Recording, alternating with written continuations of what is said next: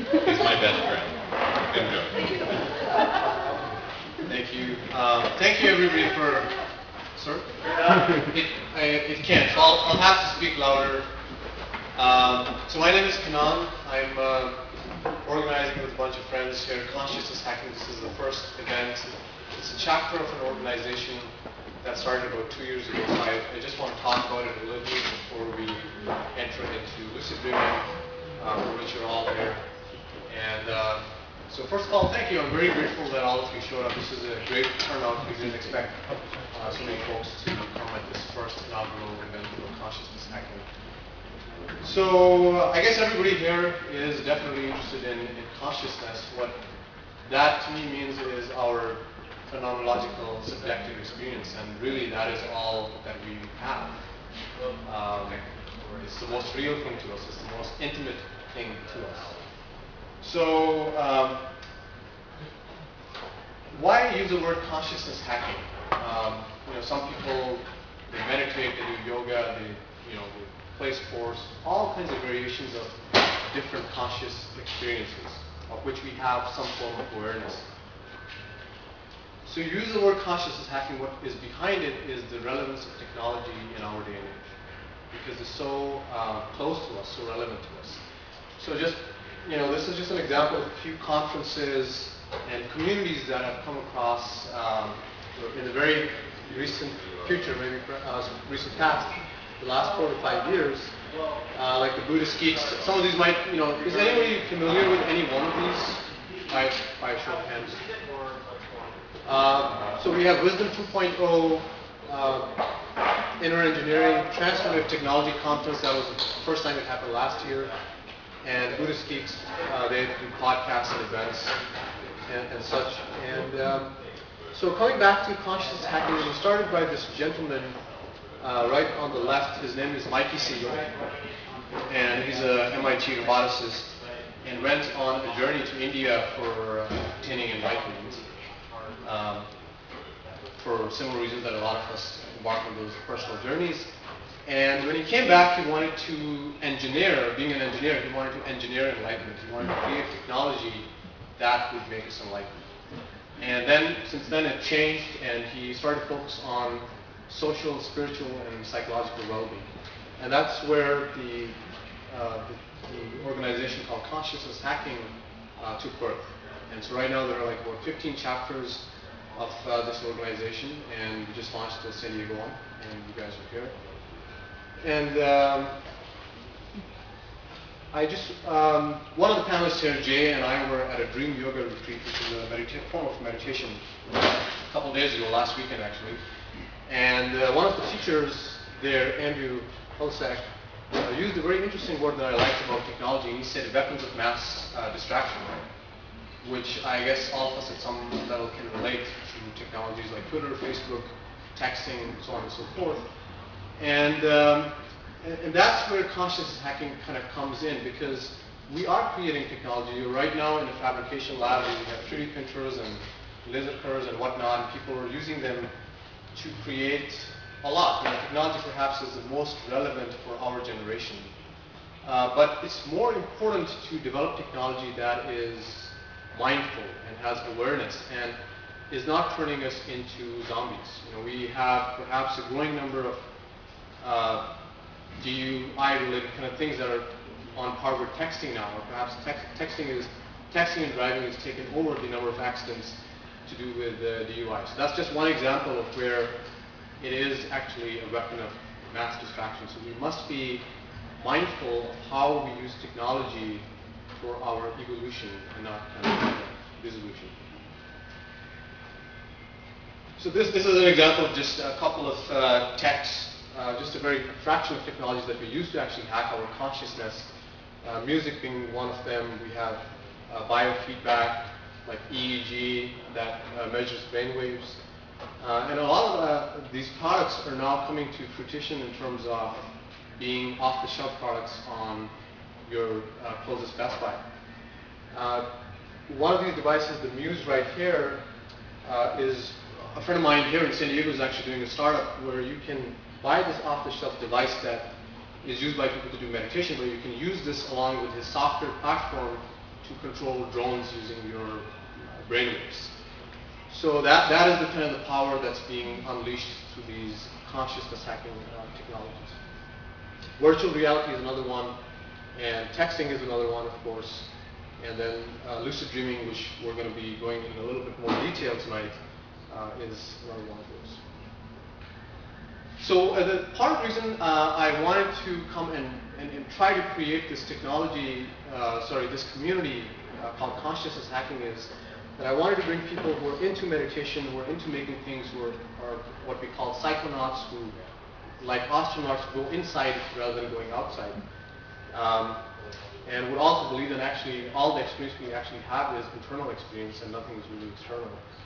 And bring together engineers, artists, and hackers, and scientists, and entrepreneurs, and it's all these people come together. They have the necessary skill set to create and innovate in the sphere of consciousness and have impact going outwards at a massive global scale. So some of the community services that we want to offer include events such as the one tonight that will focus on technology, consciousness, and most importantly, human well-being, how we feel psychologically, socially, spiritually. And do hackathons where we would have biofeedback equipment and software, and people can just come and play with it and try to create stuff. And some of the people on the panel here tonight are actually among those people who are trying to create technology like that. And another thing that's in the works is having a lab such as this, but with a focus primarily on consciousness.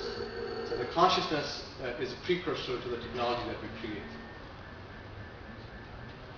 Okay, so I just wanted to quickly announce a few events which are primarily just ideas, just to give you a quick flavor of what kind of events we want to organize. One of them could be the role of poetry in medicine and in consciousness. A lot of people find poetry very near and dear to them and is connected to their heart, and we can see measurable impacts of them in hospices and in hospitals and in medicine in general. So that would be an example of one event. Another resurging topic these days in the news in a lot of universities now is the role of psychedelics to expand our consciousness and also its role in psychotherapy. And we're very open to hearing any topics that you guys would like for people to come and talk about. Just wanted to give a quick thank you because this event is going to go late. Just wanted to thank the Fab Lab here for helping us to host this first event and offering the space for free. The Fab Lab allows you to use 3D printers, laser cutters, and a lot of things to create different kind of things. And they have a very low membership that you can find the details from Stephanie, who's sitting at the back with the red sweater on. And they also have some rental spaces for startups and artists and hackers to come and rent the space, which is right there, so you can take a look at that later. I just wanted to also do a quick thank you for a number of organizations to which all of you are here today, including the UCSD HiMed, the Consciousness and Healing Initiative, Arthur C. Clarke Center for Imagination, which is at UCSD, the Center for Integrative Psychology, and the Lucid Dreaming podcast, and the Fab Lab San Diego. So I just want to quickly introduce the panel before we begin. And so the first panelist who's going to come and give a talk before we do the panel is Jay Zafi, who's the host of a Lucid Dreaming podcast, and is also creating a device that will help us to increase the odds of us having lucid dreaming. So, and the second panelist is Leslie Ziegenhorn. Thank you. Well done. Okay, thank you very much. She's a licensed clinical psychologist and a number of other things, but one of the things that she does, which is very relevant tonight, is use dreams as part of her psychotherapy practice. And she also has some material that she will talk about that she wants to give us handouts. And last but not the least is Richard Hilton. He's a lucid dreaming enthusiast, and he has been lucid dreaming forever for the last 10-15 years. He has conducted lucid dreaming retreats and workshops, and has also worked with the Lucidity Institute, which is run by Stephen LaBerge, who's one of the biggest scientists here in the West, at least, to talk about lucid dreaming and do a lot of lucid dreaming research and make it mainstream here in the United States. So I'd like to invite Jay to come and give us a talk. Thank you.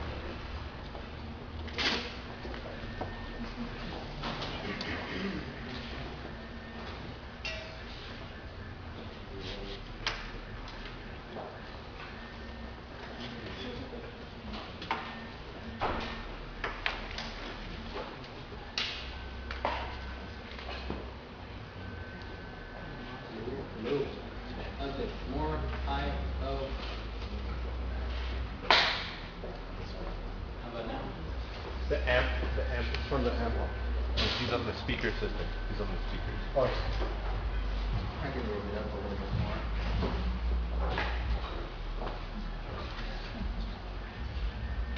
How about now? A little more? The back? Great. Awesome. All right.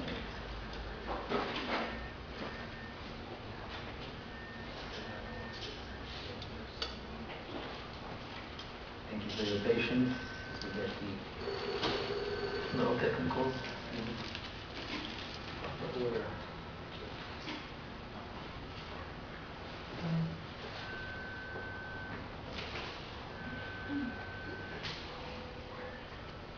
Now for the remote control.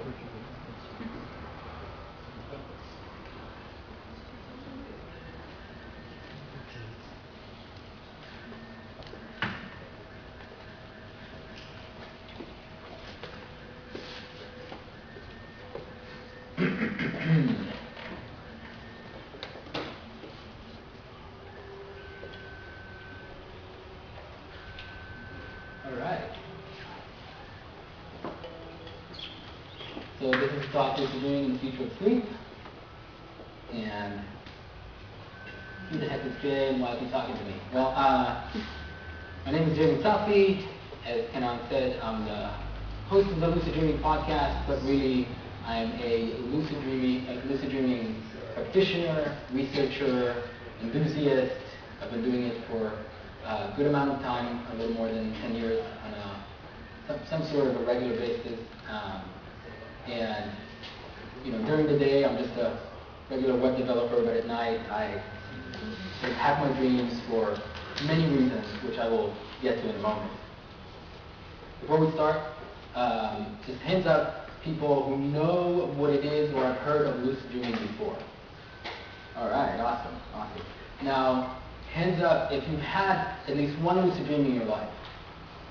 All right, that's awesome.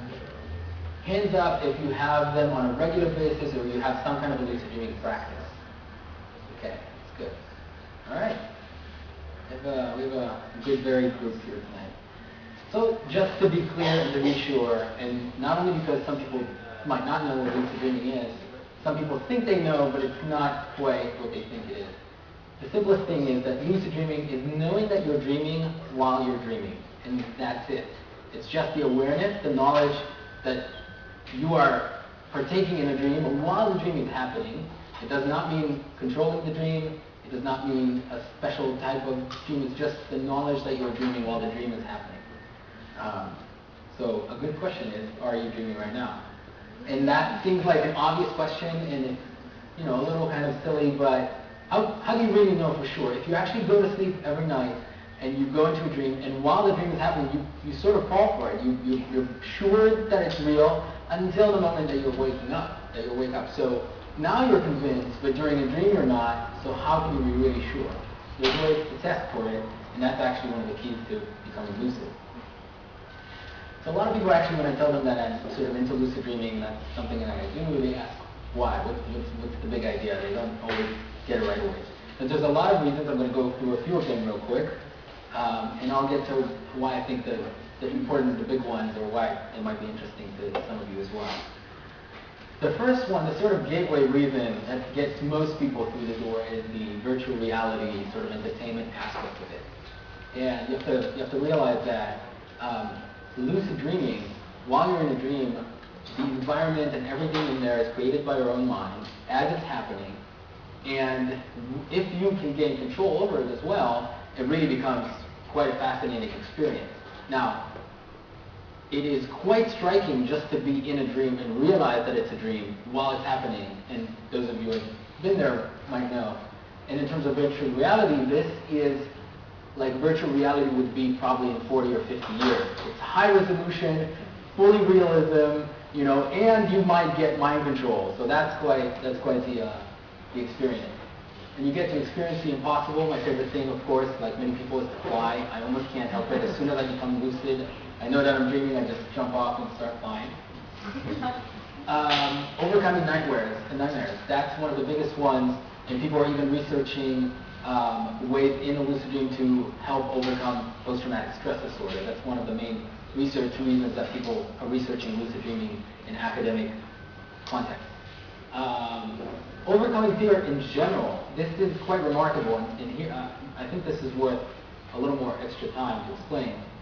If you can create any scenario in a dream, but know it's a dream, and even knowing that it's a dream usually reduces the amount of fear instantly because you know it's not quite real, you can create any scenario and practice it multiple times in multiple ways, whether it's standing on stage and talking in front of people, talking to your boss, or fear of heights, anything like that. You can actually practice it, and once you come to it in real life, you've been there, you've done it many times, and it's no longer has the impact that it usually has on you. And remember, this is a photorealistic, super virtual reality environment. It looks real, it feels real, it is a real experience while you're having it. And that actually even has an effect on the brain of processing it to some degree as real. And that has the same effect if you're practicing something like speaking and so on. Working with the subconscious, this remains to be explored, but maybe Leslie can talk a little more about some of the psychological aspects. But it is my sense that we do have a little more access to the subconscious, and we might work with all sorts of little issues, shadow elements, all sorts of things that we have just from talking to dream characters or so on. Harnessing placebo. This is experimental. I'm on the skeptic side in terms of if you look up lucid dreaming, you start reading about what's possible. If you ask me, I'm on the very skeptical side with some of the claims. But the reason I'm phrasing it as harnessing placebo is because people say, oh, you can heal yourself in a lucid dream. Now, if you're creating an experience where you're healing your own body, but your brain to some degree believes this is real, we know people can heal themselves with placebo, with real placebo in waking life, to a large enough degree. Maybe we can harness that mechanism and sort of direct it. And that's my theory, is that if we can heal ourselves in a lucid dream, maybe that's how it works. So it remains to be explored. And just exploring consciousness, a dream is one of the most basic and fundamental states of consciousness that we have, that we experience just life. Everybody, every single person dreams, whether they remember their dreams or not. And being able to be in the dream consciously and know it and actually explore it is something that is just exhilarating to no end, but I think it holds a lot of interesting keys to exploring our own existence in that sense. And spiritual practices, I'll get to that in a little bit, but dream yoga, as Kenan said, this has been practiced for a very, very long time. And it is claimed that meditation in a lucid dream is, they throw out numbers, but like 10 times more powerful or something like that. All right, so a super brief history of lucid dreaming. Actually, I'm starting from dream yoga because the Tibetans in Tibetan Buddhism have dream yoga practice, which is basically their version of lucid dreaming, only they take it further and have some more interesting claims. And they've been doing this for thousands of years. Literally, there are accounts in history going back 1,000 years or more of meditating in particular to become lucid in a dream so they can meditate in a dream and accelerate their development, reach enlightenment faster, whatever that may mean. And this is quite interesting because these practices are still taking place today, and we were at a dream yoga retreat this weekend, which was fascinating. Western science. So, Kenan, I think, mentioned Stephen LaBerge back in the 70s, in mid-70s to late 70s. Two people actually coincidentally, separately, have done the experiment and proved that lucid dreaming is actually a real phenomenon, because until then, in terms of science, people doubted that that's possible, especially people who have not experienced it, because it sounds, if you've never experienced it, it sounds like, wow, you can't be conscious in a dream. And they've done a really clever experiment, and here's how it goes. It turns out that eye movement in a dream correlates to your actual eye movement. Your physical eyes are moving. So if you're in a dream, you're looking left and right, then your eyes in your bed are moving left and right, but your whole body is paralyzed. That's called muscle atonia. And so they put motion detectors to measure the eye movements. They agreed upon a sort of sequence, like left, left, right, right, left, up, down. And then they put somebody to sleep. They measured EEG to actually tell that they're dreaming. And then when they become lucid, they signaled left, left, right, right. did the Konami code of lucid dreaming. Nerds in the house. And then basically proved the fact of lucid dreaming scientifically, which is tremendously clever, which is very awesome. And Stephen LaBerge, since then, has sort of become the father of modern lucid dreaming in the West, and have developed techniques, and even the first gadget for lucid dreaming, and try to help people, and wrote lots of books about it. Some of them are in the back. And the problem since then is not much has changed, and the fact is that lucid dreaming is hard. Some people are natural lucid dreamers. It just happens to them. We don't know why. It's very common in childhood, but somewhere in adulthood it kind of disappears. And even with all the techniques and all the gadgets so far, it's still hard for most people to become lucid, myself included. And of course, the prerequisite is a good night's sleep, which most of us, unfortunately, don't really have that well of a good sleep. It takes a lot of awareness in dreams, meaning a lot of dream recall and so on. It's very, very, very difficult. But I'm going to give you a very crash course in this, nonetheless. So there are multitudes of techniques and elements and aspects that you can do. If you're trying to do all of them, it's sometimes overwhelming for some people. Maybe you can pick just a few. I'm going to give you all of them just in case if you really want to dive into it.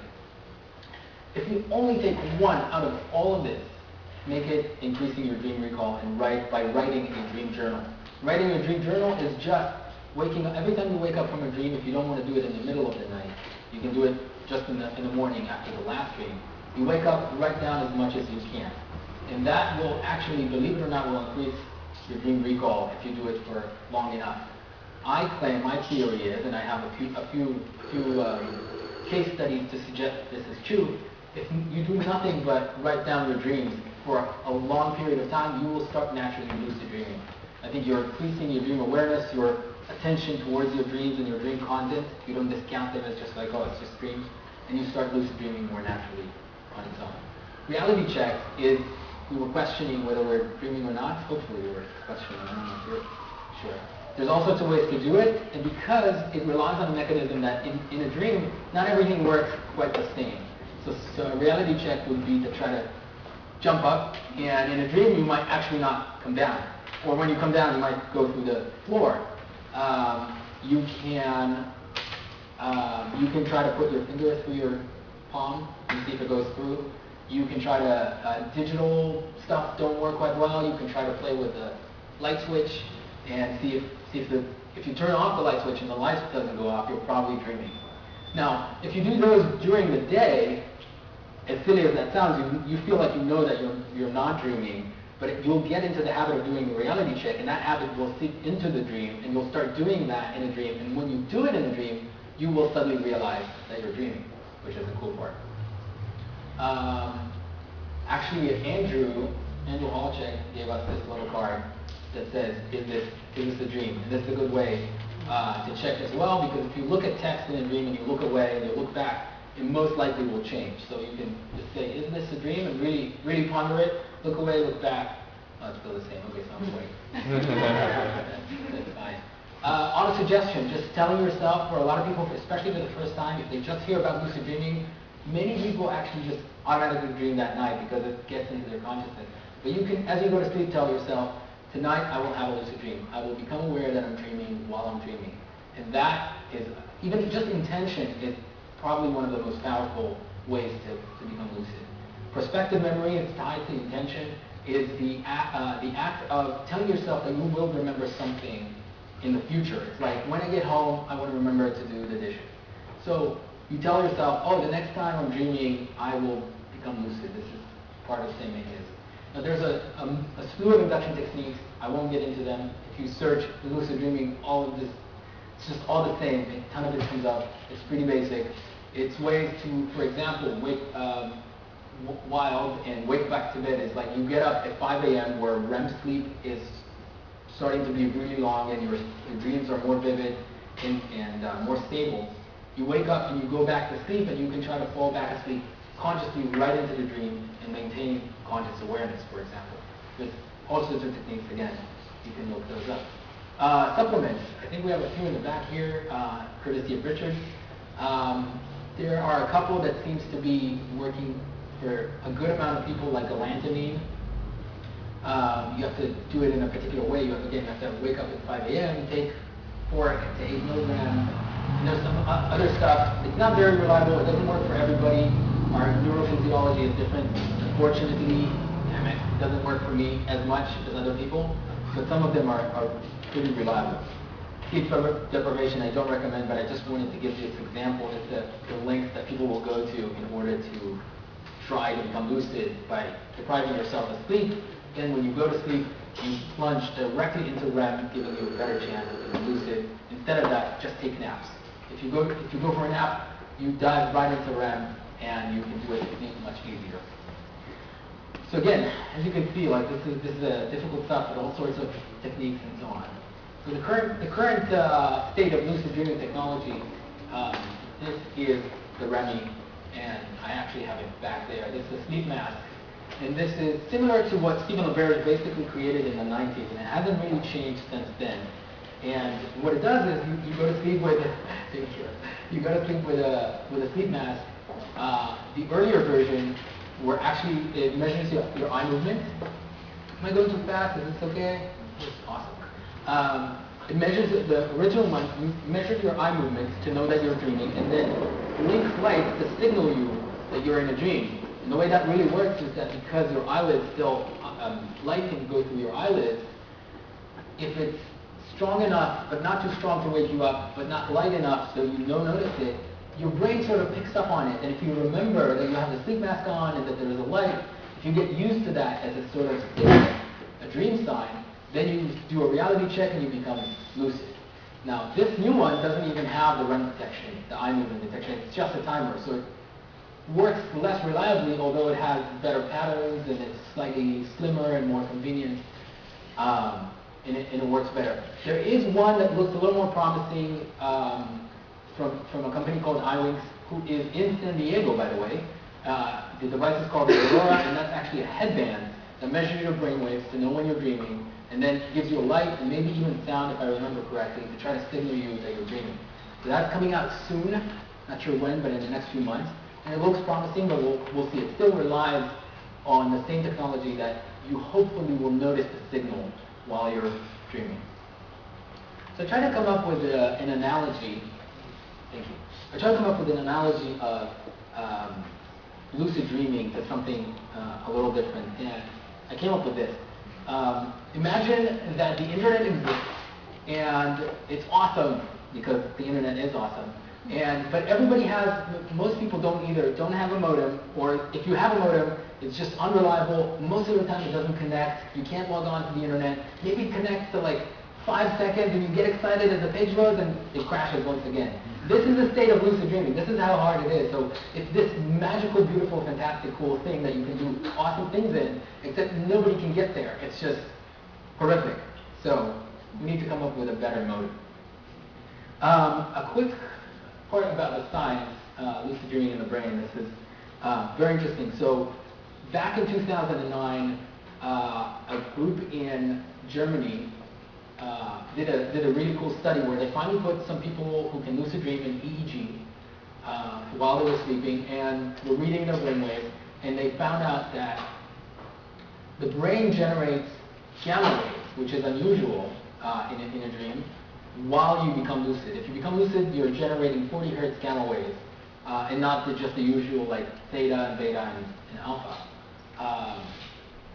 And around the same time after that, I sort of learned about this, and I learned about technology called TDCS and TACS, transcranial direct current stimulation and alternating stimulation. It's neuromodulation using very, very low currents that you can't even feel to the brain at different frequencies. That's for alternating current, and direct current doesn't have a frequency, to activate different areas of the brain. And this is used for treating ADHD, for memory, for all sorts of things. It's a very interesting technology that is mainly used in academia for research right now, but it's suddenly coming into the mainstream. And I had the idea, what if we can use that technology to stimulate 40 hertz and maybe reverse engineer lucid dreaming and activate it directly without all the effort and craziness. And in 2014, the same people had the same idea, and they did another study doing exactly that. And they showed, at least according to their findings, double-blind study, 77% of people who have never had a lucid dream became lucid with 40 hertz alternating current stimulation. So, here's just an example. This is not that study, but this is my friend Michael Inverti, who did a sleep study. And this is just an example of how crazy, how hard this is. The Voss study, it took them the first time 6 months to get 3 recordings of lucid dreaming. That's how hard it is to achieve. You have all these wires and things coming out of your head. It's just not even to just go to sleep, let alone become lucid. So we got to work. This is Morgan, my super engineer. He's awesome. And we started working on a prototype for this device. Of course, testing on myself. You don't want to see me sleeping, so I took one where we were awake. And created what we're calling the Kensho. And this is just a very prototypey looking version of the device. Actually, it's been updated since, but this, exposed board, all wires, and we're finally getting to testing soon. We have to solve the REM detection part. And here's what it might look like as a finished device. It's sort of like headband that you go to sleep with. That all you have to do is turn it on, put it on, go to sleep, and you won't have to worry. That's the idea, at the very least. So it's very experimental, but it's very promising at the same time.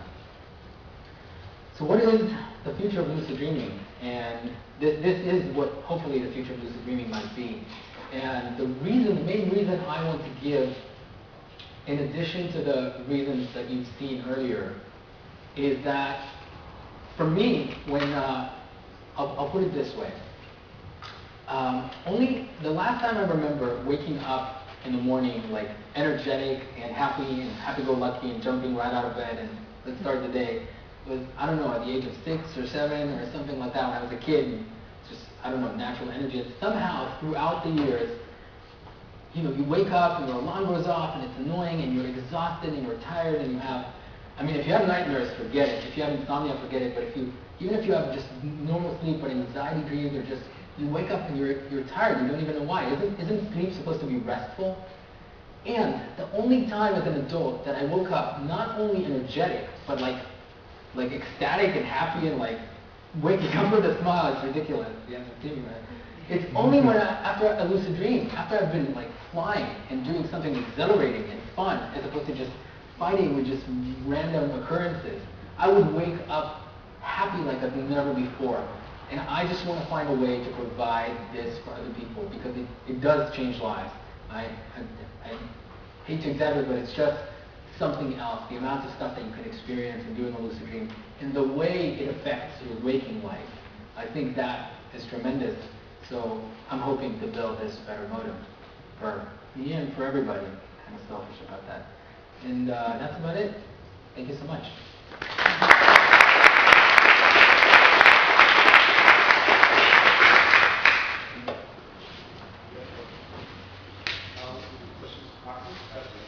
Yeah. Q&A later? Yeah, Q&A later. Leslie, do you want to? Yeah. Okay. Probably. Testing, 1, 2, 3, testing. Not working? Hello. I can project my voice. I can go old school. Yeah, I think you might have to do both. Okay. Yeah. Oh, hold the microphone, but project my voice. I can do both. Okay, let's do that. Let me know if you need volume up or down. Thank you so much. Well, as you know, I was introduced as the token psychologist on the panel, and that will be my private niche tonight.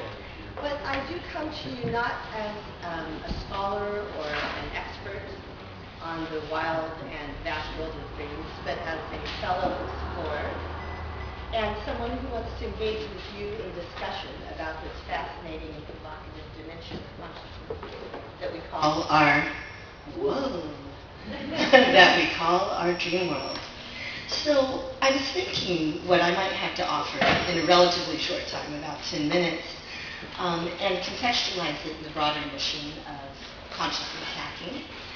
And my understanding of one of the missions of this movement is to better understand consciousness through contemplating it and talking about it, and also I'm hoping to evolve our consciousness.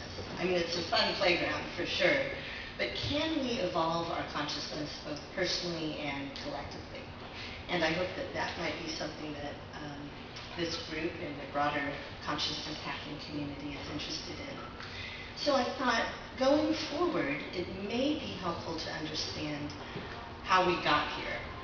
And consciousness is such an ancient topic.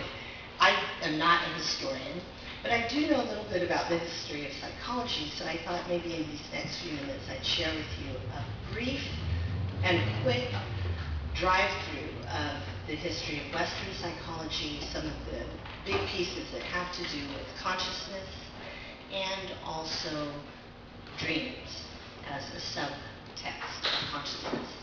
So at the risk of being cliche, I must start with Freud. Because he was the person in, again, contemporary Western psychology. So by contemporary, this is just the last 100 years, and by Western, I need to realize and remind each of you that we're just a little dot on the map. So of course, dreaming and consciousness has a history that goes way back, and there's many global perspectives that I won't be mentioning tonight. But Freud was the inspiration for what we call in psychology the dream revolution.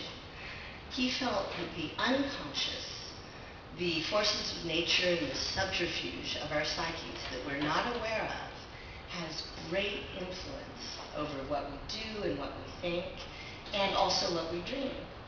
And so his interest and placing great importance on the unconscious brought to the contemporary culture's attention that the unconscious was something worth studying.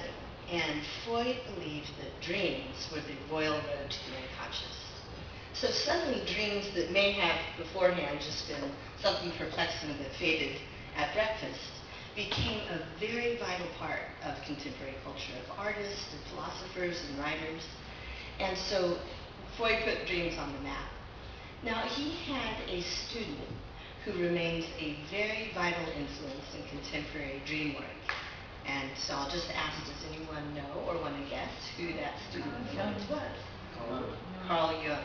Yeah, Carl Jung, spelled J-U-N-G, for those of you not so familiar. And Carl Jung deviated from Freud in a variety of ways. And the way that he looked at dreams and worked with dreams differed as well. One of the key pieces that he added to the picture was this notion of the collective unconscious. So as we, again, think about consciousness, we have our personal conscious, and that is that which developed from birth or shortly before, and all the memories and experiences and the ways that the chutes and ladders of our psyche make sense of those memories and experiences and create stories out of them. But Jung was among others who suggested that there might be a collective unconsciousness and a collective consciousness as well. And by virtue of being a human being, that we share with every other human being on the planet, past and present, some kind of, similar to the biomorphic field, if you're familiar with that concept, kind of, it's like the iCloud. Like we're all up in the iCloud, and there's certain pieces of the human condition that we all share by virtue of being a human being. And he would suggest this is our collective consciousness. And from that collective consciousness, Jung noticed that we would have dreams, and in our artwork, certain things would show up, images or themes again and again that didn't necessarily come from things that we'd experienced previously in our life. So Jung has remained a great influence in dream work and the study of consciousness. There are many more things I could say about Jung, but I'll move on for the sake of time. So Freud and Jung were considered depth psychologists, D-E-P-T-H, because they were interested in the depths of consciousness, that stuff in the subterfuge that we can't necessarily put out on the table easily. But as you know, science moves forward in a series of dialectical, sometimes clashes. And so there was this big second wave in psychology. Now there are many other theories and valuable therapies, but I'm hitting the big ones here. And does anyone know what that big second wave in psychology was? It's got an acronym, and it's CBT, Cognitive Behavioral Therapy. So cognitive behavioral therapy is interested in the here and now, Now, there's great value in psychoanalytic and depth psychology work. I value it a lot. But the cognitive behavioral therapists were not so interested in sloshing around in our history and sloshing around in the unconscious. So cognitive behavioral theory and therapies are more interested in the consciousness that we're aware of and works very closely with our cognitions. That's the cognitive piece of cognitive behavioral therapy. So for those of you who are interested and know a little bit perhaps about Buddhism and some of the philosophy of Buddhism, cognitive behavioral therapy is similar in that it recognizes that our mind can be a great generator of endless and sometimes needless suffering. So if we work skillfully with the mind, we can be more in alignment with reality and also frequently self-address. So cognitive behavioral therapy was not interested that much in the royal road to gain consciousness. And it became sort of the dark ages for dream work.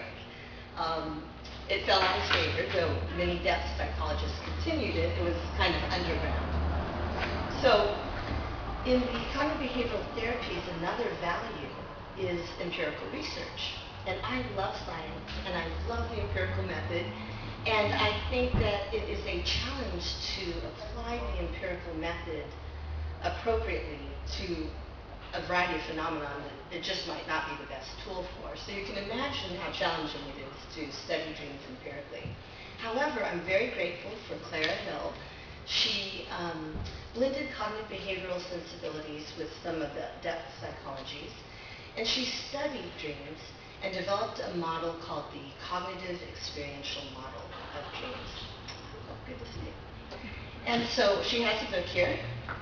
I thought we'd have a table, but since we don't, I co-opted this little, what would you call this, a little kiosk or whiteboard. But anyway, she has a book called Dream Work in Therapy, and it's wonderful for lay people as well, just to let you know, not only therapists, if you're interested in the research or her model a little bit more explicitly. So I'm bringing this up to contemporary times. And I just have 2 minutes left, so I would also like to mention another contemporary who's very influential in dream work, and that is Stephen Eisenstadt. He is one of the founders of Pacifica in Northern California.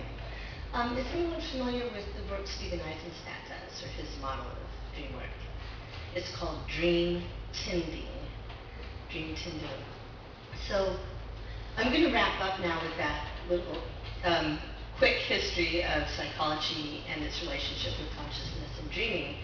But during the question and answer, I'll be happy to address as best I can any questions you might have about how we work with dreams in psychotherapy, how it might facilitate both healing, and we all have issues to heal, but we're not walking wounds. We can also just grow and thrive beyond survival into actual evolution. So dreams can be helpful for that as well.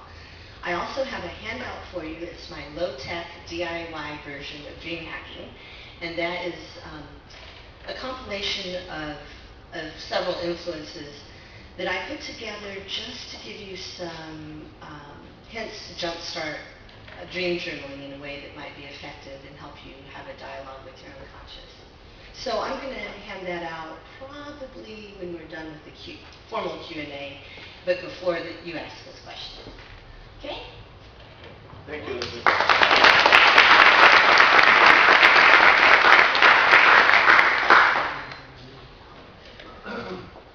So next up is Richard. Richard is the Lucid Dreaming enthusiast, and just so that everybody knows, he's helped with putting this event together, and also the show and tell, which is at the back if some of you have missed it.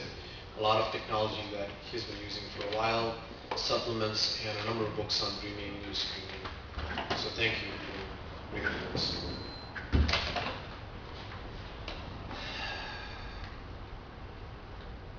Dreaming is a unique kind of consciousness.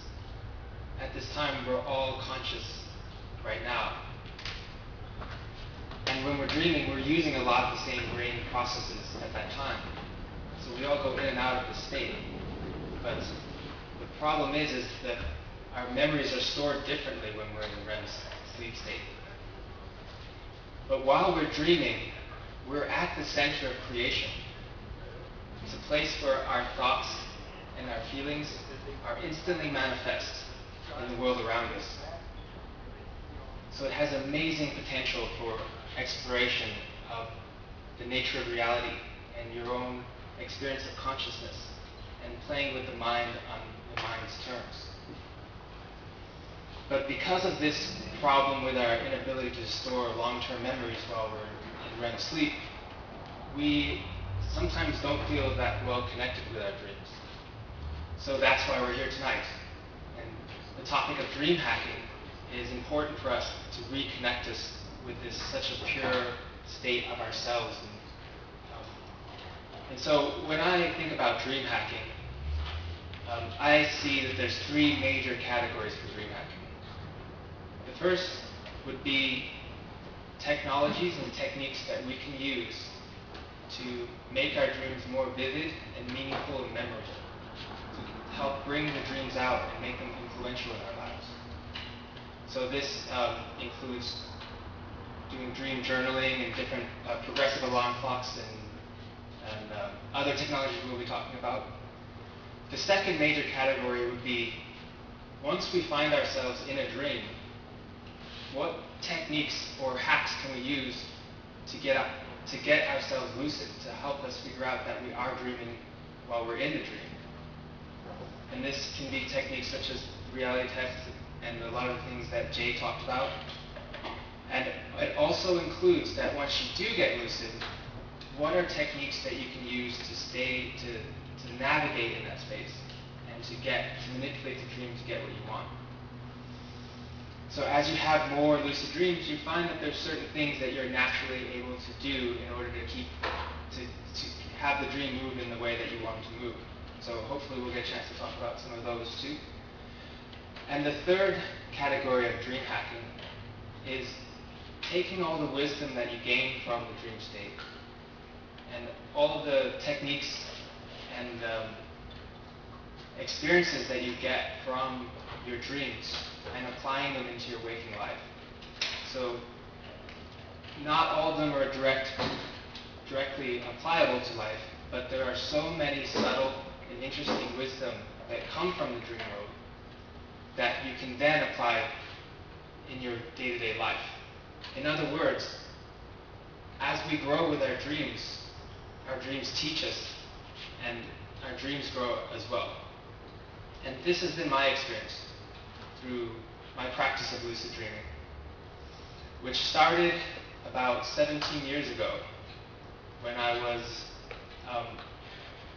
in high school at the time, and I was facing some hardships with depression and feeling rather insignificant. I began to start experiencing some vivid and interesting dreams, and they were so fascinating to me that they were a way for me to share in a way that I couldn't. And so when I learned about lucid dreaming, I was extremely fascinated by it and continued to pursue it and learn how to achieve it.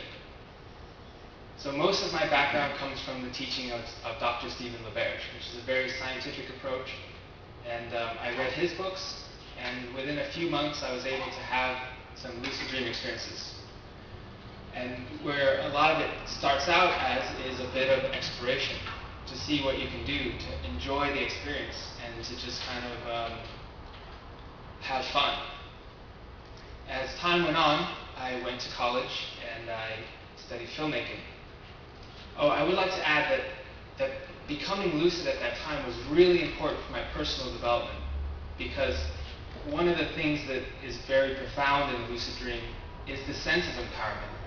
The moment that you realize that you are the center of the experience, and that anything you think, anything you feel is reflected back to you. So the way that you problem solve in a dream is in a place of empowerment, of ownership of everything that's taking place. And to step into that and know that your emotions are heavily influence how the dream unfolds. And this is also true in the waking life. So I was able to learn that at that time, and it was very important for me, because I went on to do filmmaking, and I chose lucid dreaming as a topic. So in college, I did a 12-minute short documentary, which was great because I also got a chance to speak to a lot of experts about it and go and meet Dr. Stephen LaBerge at his Dreaming and Awakening retreat. At this time, my dreams shifted again, and they became much more goal-oriented. As Jay was saying about, it's not always, even if you try hard, it's not, you don't tend to have them very frequently, so they're very precious moments. And so I was interested in achieving certain goals at that time. And also, once I completed it was also a time in which I learned about the Nova Dreamer, which is a dream induction device, which we'll talk about. I would, okay.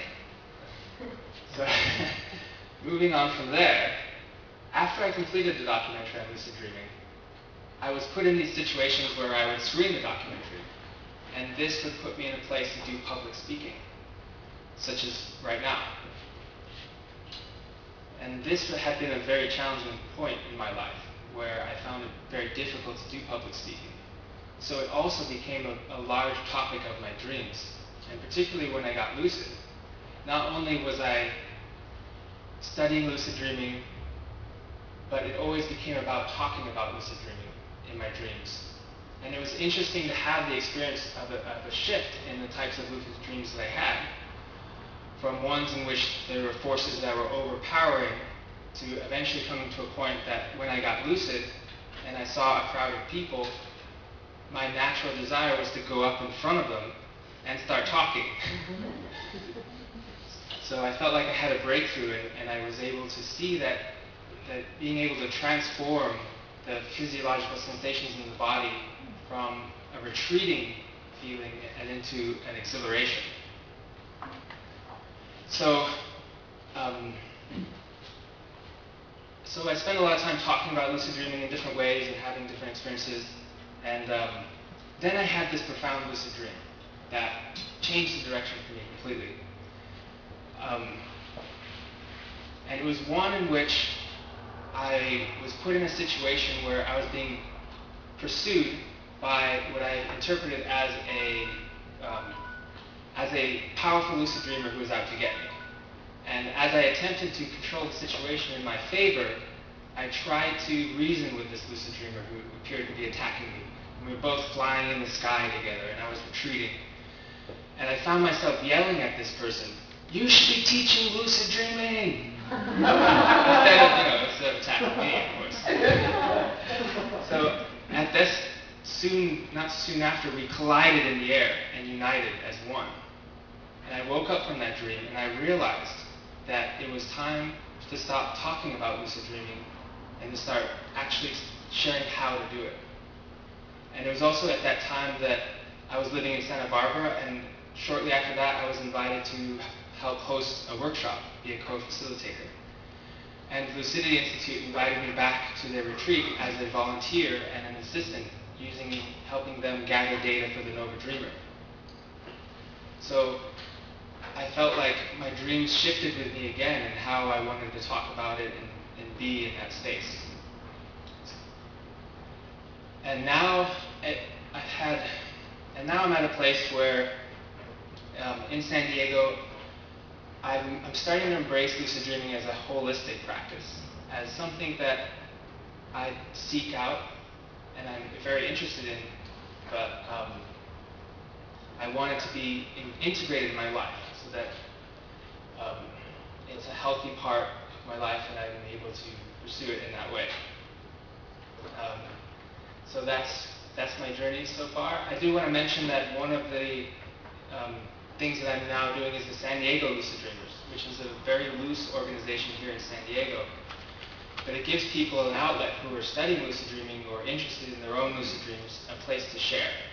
So that it's mainly right now a Facebook group, but we meet maybe 3 to 4 times a year. And this is one of the unofficial meetings. So there are many San Diego lucid dreamers amongst you. Okay.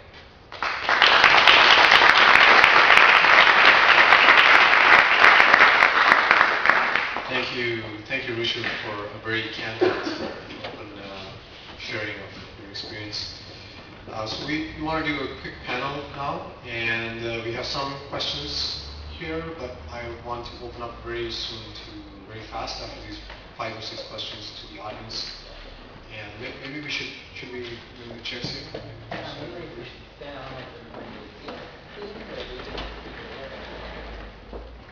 So I'm going to get a jacket while you guys figure it out.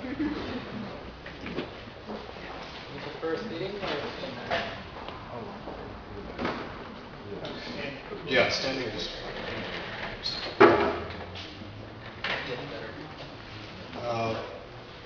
yeah, Richard said something very beautiful, which is perhaps worth highlighting, is that in dreams, also in waking reality, but it's very easy to see in dreams that actually everything that we see, all the objects and the people, are actually just projection of our own minds. So there is no self or the other really, and that's one of the things that lucid dreaming can allow us to realize, that everything in the dream is you, and not an external object. And in a lot of spiritual traditions, this is used to realize in the waking reality too, there is a sense of oneness. Okay, so how might dream work promote changes in consciousness over time? Great question.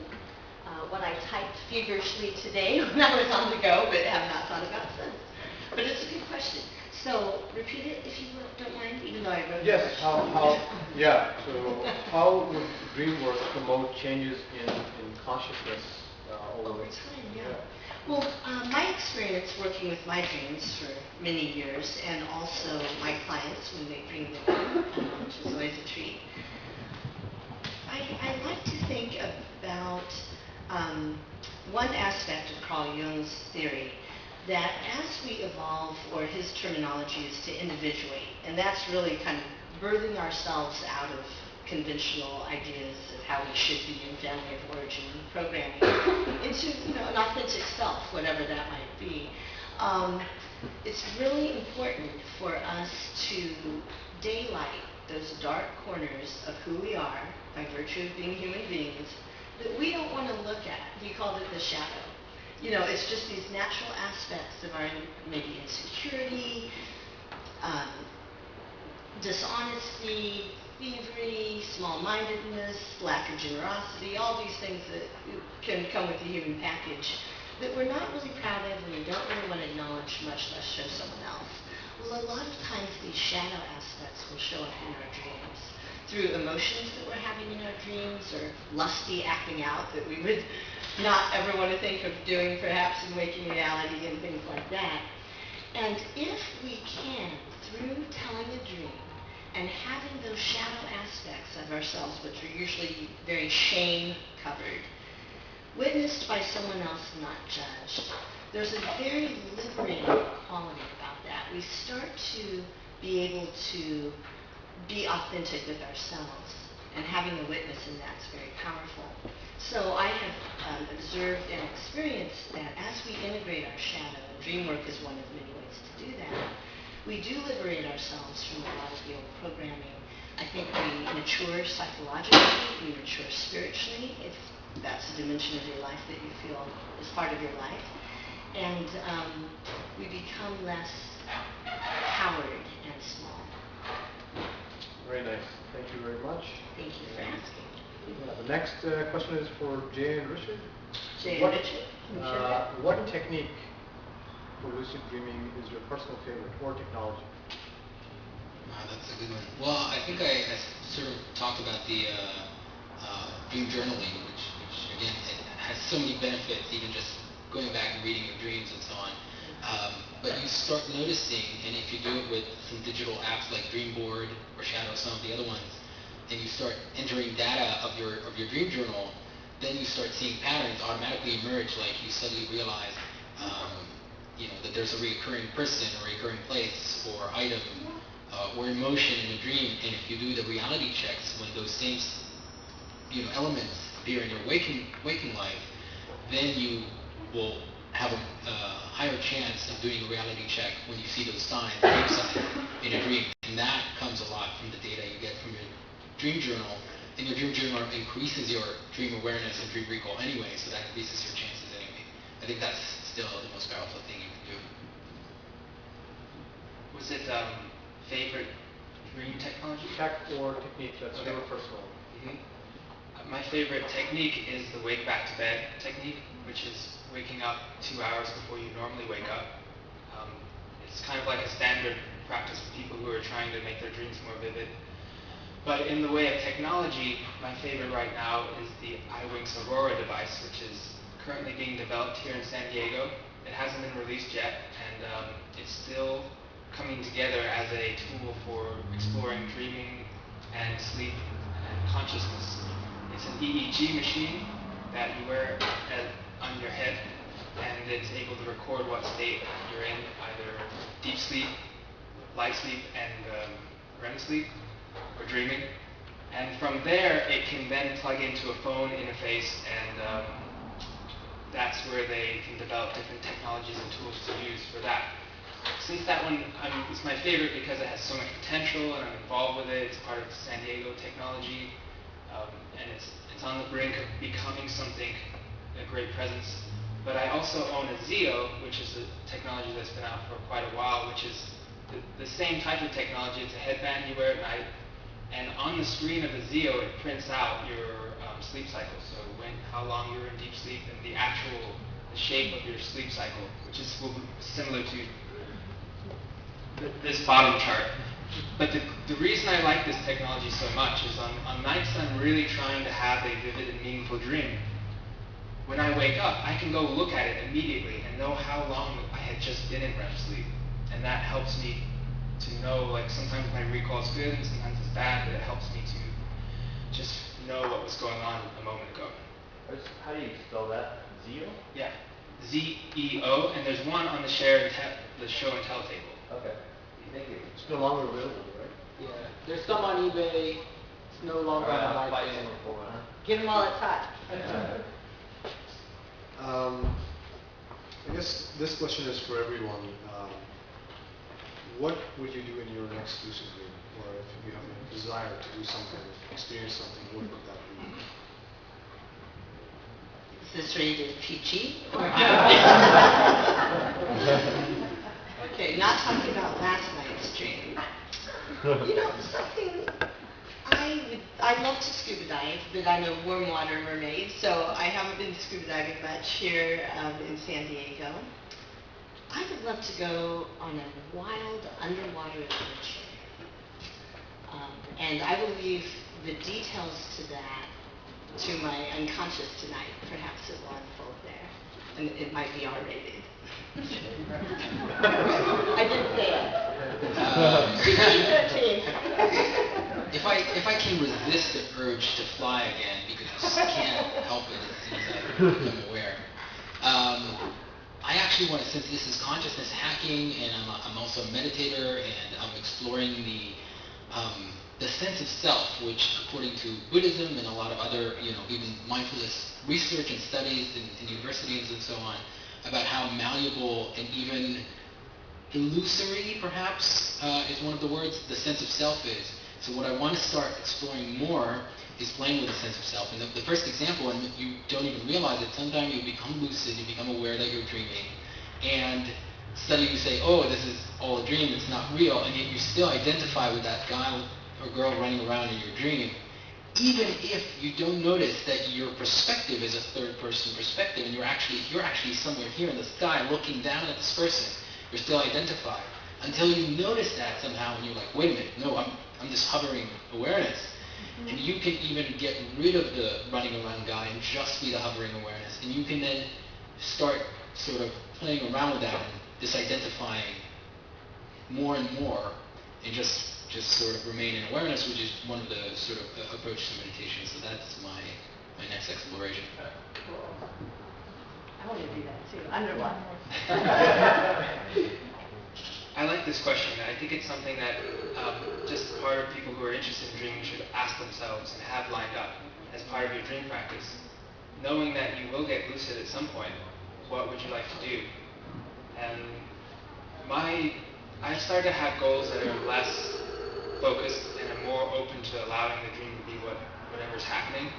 So the one that I've been on for a very long time is I would like to be in the presence of a spirit guardian animal, and then just continue to travel through the dream and see what emerges.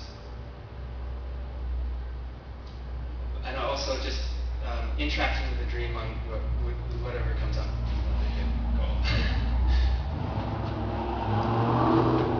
Great. I think this is a really good one, and perhaps we'll open right after that.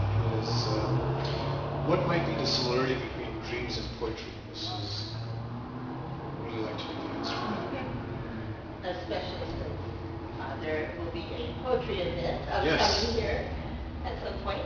Well, I wrote that question, and I have in my Clara Hill book a poem just in case Kenan selected that question. And others may have something to say about that, and we'll be opening it up. I'd love to hear your input, because I don't have a set answer. But I do believe that poetry often emerges from the same wellspring that dream material does. It's a less linear, less ego-controlled and manipulated place. Psyche means soul, and I'm a psychologist, so I'm interested in whatever the soulful quality of this human experience is. And I don't know if you're familiar with the poet Billy Collins. He's sort of a dark whimsy messenger, and he taught a class, Introduction to Poetry, and I realized that his frustration is trying to allow people to get non-linear and just surrender into the flow of a poem was similar to my work as a psychotherapist when people kind of come in and say, here, analyze this. It's like, for me, it's not about breaking it down and reducing it and analyzing it. It's about playing with it in a way that allows you to understand it more fully. So may I read a poem? Yes. Okay, and I'm going to substitute his word poem for the word dream. And I'm going to try to do this without my glasses, but we'll see what comes out. I might make some words up. Okay. I asked them to take a dream and hold it up to the light like a color slide, or press an ear against its hive. I say, drop a mouse into a dream and watch him probe his way out, or walk inside the dream's room and feel the walls for a light switch. I want them to water ski across the surface of a dream, waving at the author's name on the shore. But all they want to do is tie the dream to a chair with a rope and torture a confession out of it. They begin beating it with a hose to find out what it really means. So I encourage us all to play around with the dream and wave at it and water ski across it instead of trying to break it down and beat it with a hose. Very nice. Thank you. Does anyone else want to Yeah. comment on dreams and poetry? I'll take a quick step. I just realized, coincidentally, I told Kenan this past weekend, that I didn't understand poetry until I discovered Rumi, the Sufi poet. Also, it happens at the time I was sort of reading about enlightenment and Buddhism and consciousness and all that.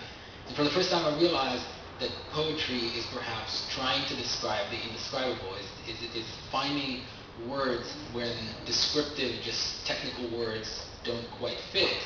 And so many of dream experiences just are not conveyable in regular language. And perhaps poetry is the only thing that would do.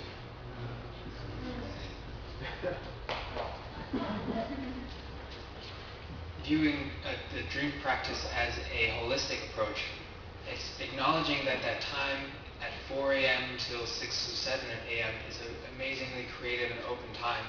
So I see it as if you wake up in the morning, it can also be, even if you don't have a good, a strong dream to work with, you can still write. And that could be a place where you can write poetry about whatever you are contemplating. Very nice. Do you have a phone? You have a phone? All right, so we'll just open to the audience, and please, And may I hand out my yes, DIY dream journaling I guess we'll just have to speak louder, or just come here. Either way is fine.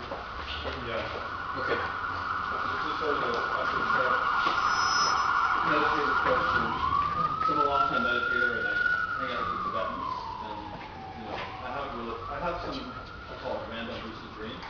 flying is the one I'm always excited. It's like, oh my God, I can fly now, I just love it. And I've been doing that since I was like, I don't know, 6 or 8 years old. This is random. And my question is really, so this comes from a meditative perspective after meditative Buddhist style. It appears as if in our waking state that we identify with the ego, we're being dreamt. So there's a series of reactions that Buddhists refer to as karma, and we're resolving karma. So that in our small mind state, which is sort of a Buddhist term, we're actually being dreamt by, I'm going to call it a repetitive thought pattern that's within us. And lucid dreaming appears to be trying to hear outside of that, to actually see what is happening, so clearly enough to where it magically remanifests into something else. And then, so the lucid state appears to be something where you're spiritual. You're identifying consciousness with a collective, not a small-minded individual, and that sort of ties into like an enlightenment experience, where the consciousness coming through you doesn't appear to dwell here. It appears to be sourced from elsewhere. And so I was just wondering, all three of your impressions on that. A lot has to do with self-identification. Like, are you this ego that's going to react when somebody comes and confronts you, in a kind of a state of fear, which is what you feel stuck in, and then the lucid dream is an escape from that, the bigger picture of consciousness. Yeah, it's a wide and complex issue. I'll give you a couple of things, hopefully. One, I'll tell you what Andrew Holacek, the Dream Yoga teacher that we just took this workshop, said about it. He said that, karma, or in another word, habits of mind, are acting just as much in a dream as they are in the waking life. And we don't even notice it because we think we have more consciousness and more control, but if we actually start paying attention, we're lost in thought, we're reactive, we're just, and the same thing in the dream, if everything is generated by your mind instead of some external source, then it's all just habits of mind. Now there's no input from the outside. And becoming lucid is just like mindfulness meditation, which is the reason I think why mindfulness meditation seems to increase lucidity. It's just increasing your level of awareness and metacognition, and now you're sort of breaking that kind of habit. Right. So, I don't want to get into the super metaphysics of it. I don't know what nobody is really sure. But I would say that I didn't even acknowledge the concept of some kind of enlightenment or some kind of awakening from a sleep state in the waking world until I thought about lucid dreaming, which is I'm in a world that I believe is real, feels real, I'm sure it's real, until the moment that I wake up not from that world, but within that world, to the realization that it's not real. And if I can have that experience there, how can I really judge fully the waking version? Right. It's only that it's so consistent and solid, seemingly solid, that I'm like, no, this one is real. It's just that I had no contrast in that. Is there another question? Just to see if you're missing. Yeah. Yes. Yeah, I have a question. I like to think overall that a lot of people, lucid dreaming used to be something that people didn't believe in because it was unprovable, but now it's pretty mainstream that it happens, and overall, people agree. I was wondering if you guys could speak to going past that, like astral projections, out-of-body experiences, and other types of altered states of consciousness that come along with lucid dreaming. Some people I've heard use lucid dreaming to access that state of out-of-body experience. If you guys have any opinions or can speak to experiences on any of that. I'll give you a quick thing. I don't want to hog the mic. But again, I'm on the skeptical side. People are having experiences. What those experiences mean or what they really are, again, I'm on the skeptical side. However, I would recommend the book Waking, Dreaming, Being by Evan Thompson, which he touches on a lot of that, near-death experiences, OBEs, both from experiential perspective and from a scientific perspective, and really gets into it with a good, open-minded overview. They seem to be related just because people playing with their own consciousness seems to trigger some of these stuff. So, I can touch on it really fast. Because my foundation is with this Dr. Stephen LeBairs' teaching, he would put everything under the umbrella of lucid dreaming, because when people say they have out-of-body experiences or astral projection in a laboratory setting, their body is asleep and their mind is very similar to being in a lucid dream state. So it comes down to the fact that when you're dreaming, it feels real, just like right now feels real. So if you have a dream that you leave your body, when you wake up, you may say, I left my body, and that's what happened. And then, so there's different mental constructs, but from a scientific perspective, in a laboratory, you can measure it as either asleep or awake. But there's also another important aspect of it. When you speak about the science side, you should talk about the other side, which is enchantment. And part of a dream practice is to allow magic to happen, to allow enchantment into your life, to allow dream characters to be mystical and magical, and to allow those things to happen in whatever form they happen. And if you have an amazing experience where you transcend 12 levels of astral planes, that is very significant and meaningful to you. So from both, you can see it from both sides that it's real either way. Yeah, I just wanted to quickly touch on that and just in a broader aspect. Lucid dreaming is something very old, which has existed in many traditions for thousands of years, especially in Tibetan Buddhism and in India and Yoga Nidra. And lucid dreaming is the platform in those. Both me and Jay were at a dream yoga retreat just this past weekend. And one of the things that was mentioned was that lucid dreaming is the platform to get into the more advanced practices, which were secretive and now have been allowed some teachers to speak about that. And one of the things, apart from out-of-body experiences, OBEs and astral planes, another growing area of research is NDEs, near-death experience, which is also, the jury is out. And Waking, Dreaming, and Being, the book that Jay mentioned, the cover of that I printed and it's right at the show in the front table.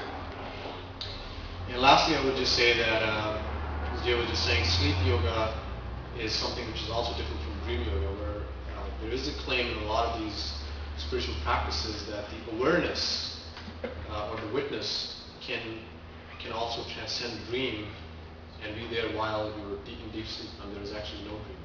So there is no break in consciousness. It's only in the West that we seem to have a preferential treatment for waking consciousness or this particular state that we're hearing.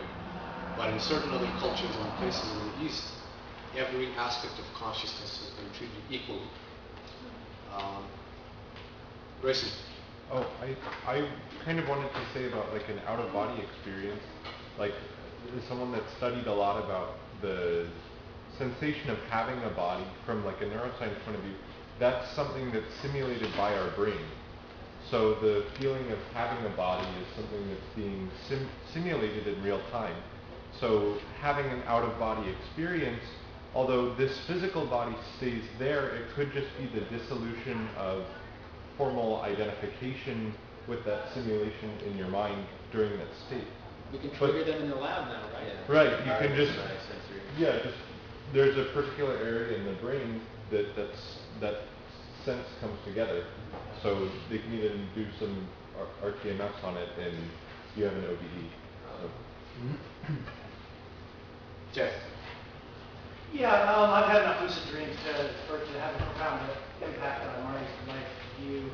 I don't have them very often, but the one thing I've always wondered, and I haven't really found any reference in the research, is if dreams are a venue for the subconscious to do its thing, then is lucid dreaming interrupting that, and is it in any way interfering with dream therapy that might be effective? I've had a recurring dream a long time ago. I've heard stories that lucid dreaming can help with those kinds of nightmarish things. What do you think about the pros and cons of this information? Yes, everybody can say something to that. I can just give a quick that one does not have to necessarily try to control the subconscious while being lucid. It could also be the one can ask the subconscious what can be done. And the other thing is, if you're not lucid, we don't even know what the subconscious has to offer. Right? Once you become lucid, well, other than of course certain dreams that you might remember, but I think that lucid dreaming can be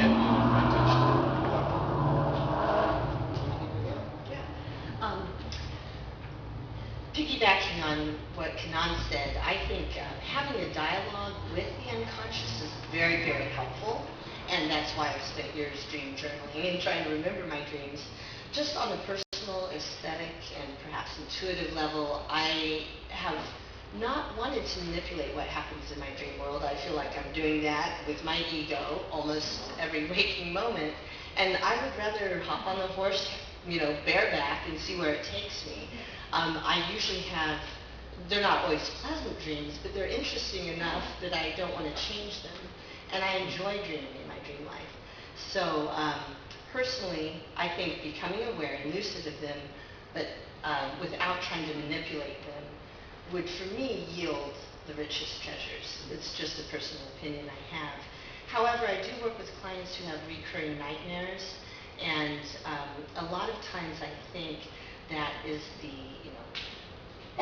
needle of trauma just getting stuck in the groove of the record, and it re-traumatizes. It's not really moving the psyche or the healing process forward. And that's when going into a dream and tinkering with the ending, so you can write a different ending and be empowered, can be very healing.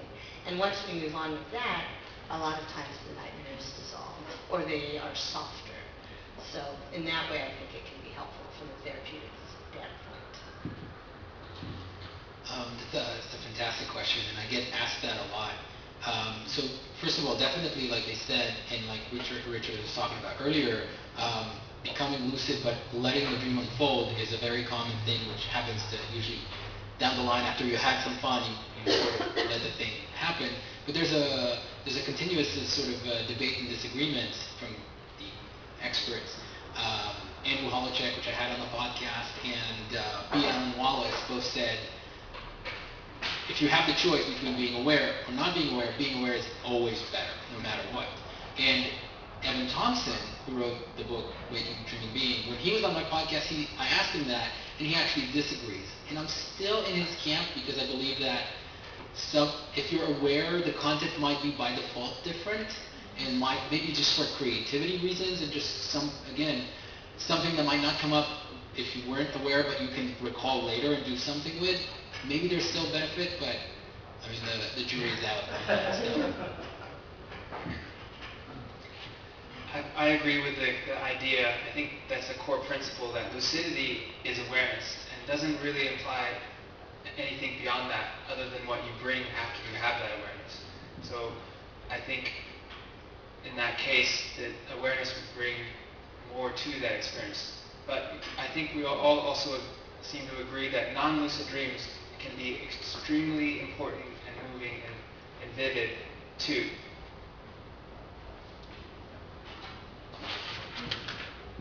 I just quickly wanted to mention something that Andrew Holacek said about this, and he said the subconscious is the landfill of rejected experience. And he said that in all spiritual practices, the goal is to see the subconscious and then transform it. So transformation of the subconscious into what is real is secondary, but you must first see it. So don't repress it. Recycle. Yes, recycle, exactly. You had mentioned that a couple of you guys went to an advanced workshop, and that there were techniques that were advanced that you weren't allowed to be taught but now are. What are those techniques? So what that means is that, if I'm correct, Andrew Holacek told us that normally after being in a traditional Buddhist retreat, after I think it's 3 years perhaps, once you get to a certain level, these are transmitted by an advanced practitioner. The techniques are not very different. That's an entirely separate subject, but what is important to highlight is that lucid dreaming is still the platform, so everything happens after you kind of stabilize it. Yeah, I'll just clarify that in those cases, it's almost not as much about the techniques, although there are some, and it's more, it feels, if I describe it sounds esoteric, it's visualization exercises and sleeping different postures and so on. but it's just that they don't even teach them about sleep yoga and to try to transition from a lucid dreaming into maintaining conscious awareness into deep sleep until they're very, very advanced, and those sort of came later and everything that's related to that. And meditation is the ultimate technique. Everybody would agree that just simply meditating would make you meditative in the dream state or in the sleep state. That would be, if you didn't have anything else, that would be very good. I was wondering to hear about any personal experiences or thoughts with the use of binaural frequencies to induce. When you search lucid dreaming, that comes up a lot, and in my experience, it doesn't work, and there's no scientific evidence to show that it works for inducing lucid dreaming. The potential is there because if you can entrain the brain, just like I'm trying to do with alternating current, the idea is that we can get lucid, but has not worked. So some people claim that it's worked for them, and I account to that, the percentage I account to just placebo or auto-suggestion, and if that's the case, then oh well. But binaural beats do entrain the brain, so it's not that they don't work for anything. What do they do? I'm not sure. When I've tried it, it helped me fall asleep, but never actually achieved lucid dreaming. And you had a question? The question was about binaural beats, and does that work, and is it related in some way, right? Yeah, I've experimented with them for different things, but I haven't found any that go into the gamma range. Right, and I would say, by the way, for everything, whether it's techniques or gadgets or all sorts of methods, different things work for different people. It's just we have not found something that works for everybody. We found some things that work for more people, but everyone's individual, so just try things. Who knows?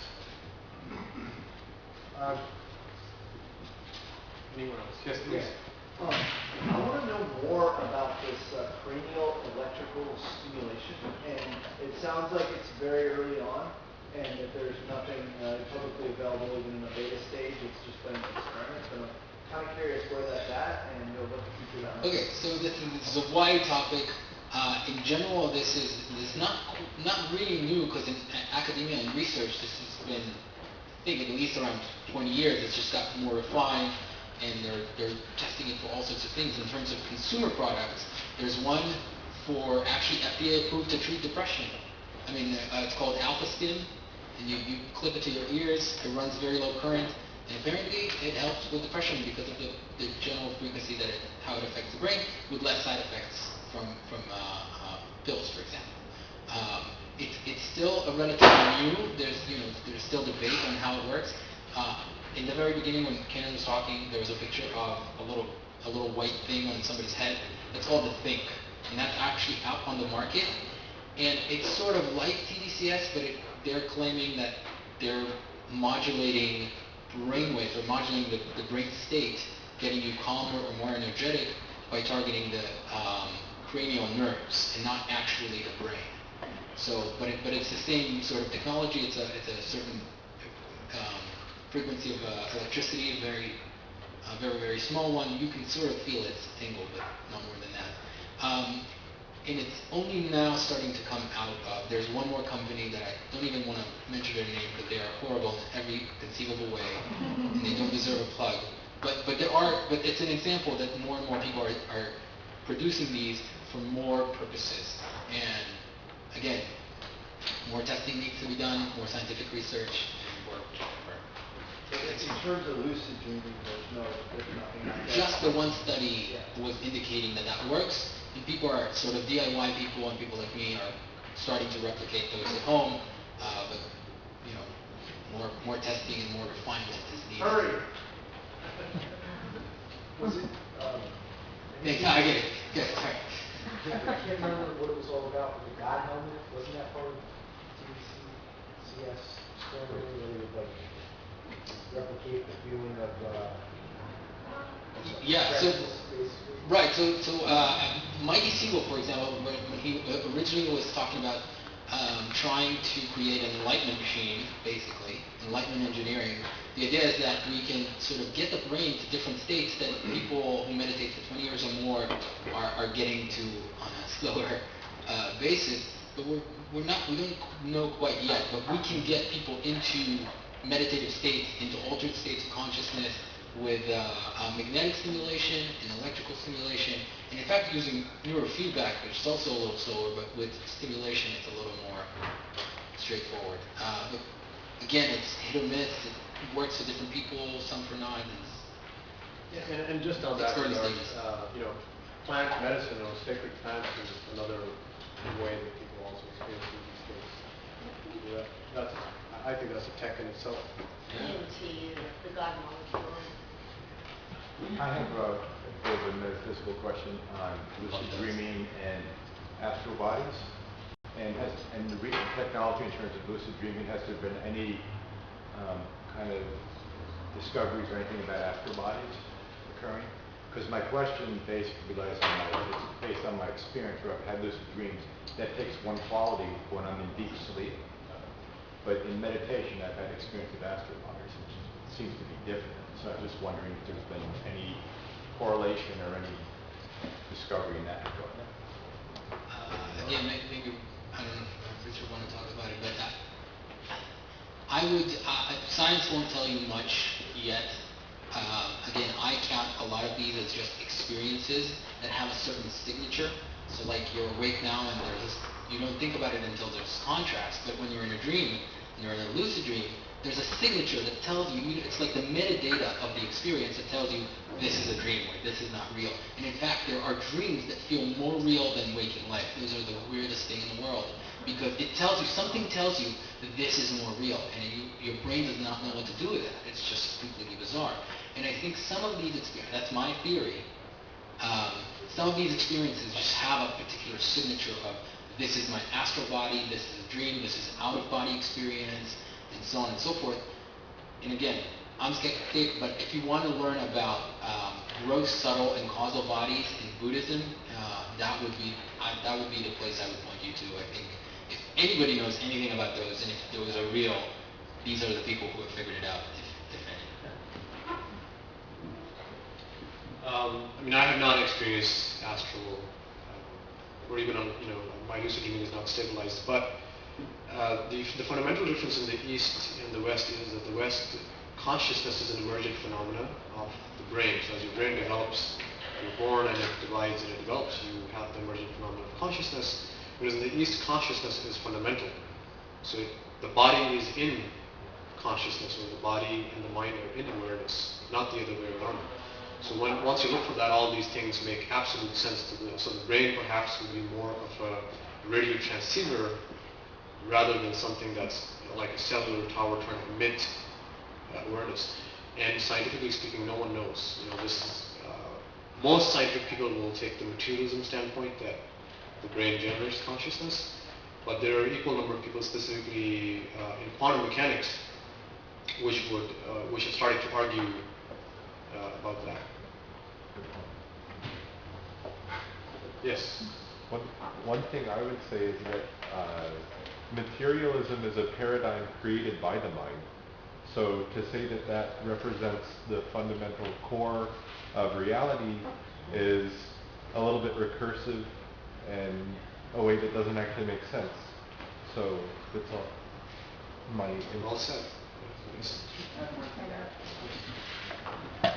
One of the great things that dreams do for us is it's an experience that we have that is completely removed from the external world. So when you say, I had a dream, where were you? There's no answer to that question. So every moment of our existence, we're in two places, where you can say that we're in two different places. There's the inner world, and then there's the outer world. With the outer world, we can identify where we are. But on the inner world, it is completely a different space. So, and one of the great things about dreams is it allows us to explore that pure inner world for ourselves and get a taste of it on its own, just within itself, without the external limitations. Any other questions from the audience? Can you explain a little bit about drug scheduling for inducing lucid dreams? Drugs and supplements. You're talking about supplements for inducing lucid dreams? Yeah. Well, again, maybe actually Richard knows more about this, but it seems from all the studies so far especially Stephen LaBerge and some of his experiments, that galantamine, okay, which is actually, it's over-the-counter drug. There is a prescription version. There's some in the back there. You can take a look. It's for treating Alzheimer's. It improves memory. It's natural. It's from some bark of some tree. And that seems to be relatively the most useful. If you want to know the mechanisms, it prevents breakdown of acetylcholine, which, again, it's a long complex. I don't want to get into it, but that seems to work the best. There are some other ones that people, some claim that works, some don't, like the root mugwort and Kalia Z and a bunch of them. There is a book over there in the back about supplements for lucid dreaming that goes through all of them. Unfortunately for me, almost none of those work for me. I am cursed with some resistant strain of blood to these things. But galantamine works for a lot of people. One warning is to not use it too often, because again, it actually disrupts sleep to a certain degree, and you don't want to take it every night. Or I would, if you try it and it works for you, source it out. How about melatonin in the lucid dreaming community? Melatonin is actually just related to sleep, and again, there's a lot of misconceptions about it. You can increase melatonin by not looking at a screen right before you go to sleep, 30 minutes, even preferably an hour. And if you are looking at a screen, install like Flux, or the next version of the iOS is going to have it built in where it doesn't produce the blue range of the color spectrum that just prevents you from starting to produce melatonin. If you want to try to take melatonin, take like 0.3 milligrams before you sleep, and not like during the middle of the night or anything like that. See if it works for you again. But it sometimes enhances vivid dreaming, doesn't it? Yeah, well, my theory is that because it improves sleep, then that enhances dreams. Yeah. So there's two major categories of dream supplements, or supplements you can take to increase vividness of dreams. The first is the category that melatonin is in. Anything that increases deep sleep for a period of less than 4 hours, it means it has to leave your system within 3 or 4 hours, will give you more vivid dreams in the morning, because the human body prioritizes deep sleep.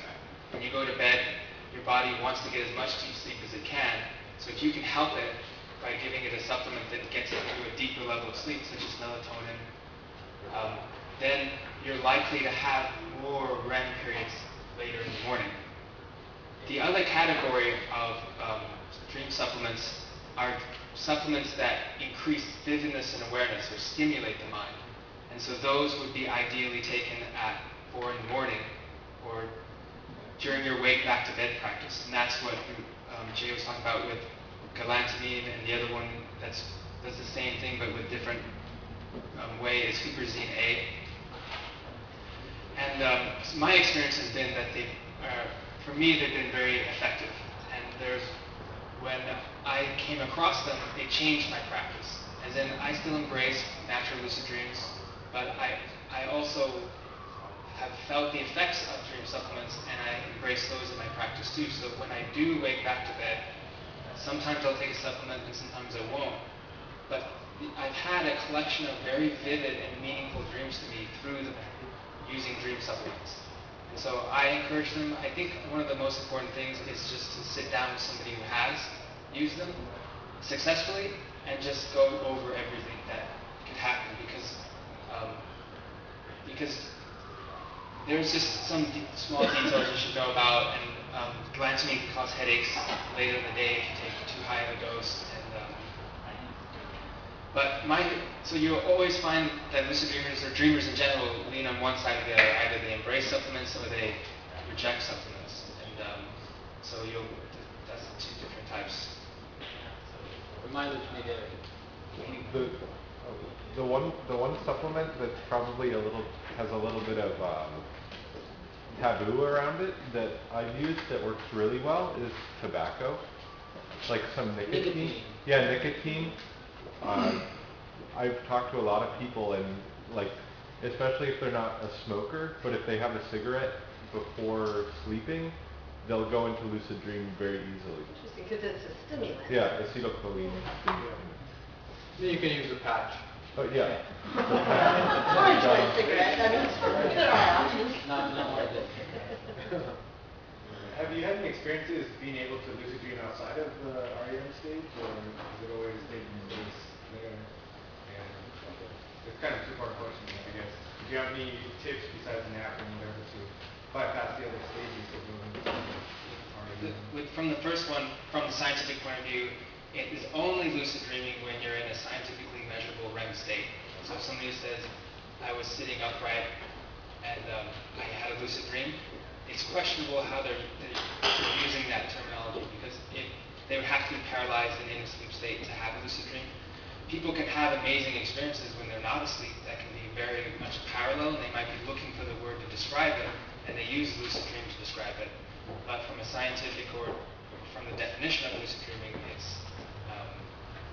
has to be in a sleep state. Do you want to answer? One experience that is very common is for people who do meditation. So you kind of fall asleep and then you move your head, and it's like a state which is between sleep and wakefulness. And one of the things that we were told in the Dream Yoga retreat by Andrew Polsek was that can be harnessed itself for lucidity rather than trying to reject it, because a lot of meditators kind of like, oh, I'm falling asleep, and so I have to go and wake up and not do that thing. But he said to embrace that and actually experience what happens when you phase in and out of it. The only thing to add to that is that most dreams, not all of them, but most dreams happen in REM. There's some dreams in other non-REM states, but the most vivid, full of substance usually are the ones in REM, and those are the ones that seem to be lucidity. As for just getting straight into REM, other than sleep deprivation and just taking naps, the rest of them are just even sleep deprivation I wouldn't recommend. Look up the concept REM rebound, and there are some tips on that somewhere.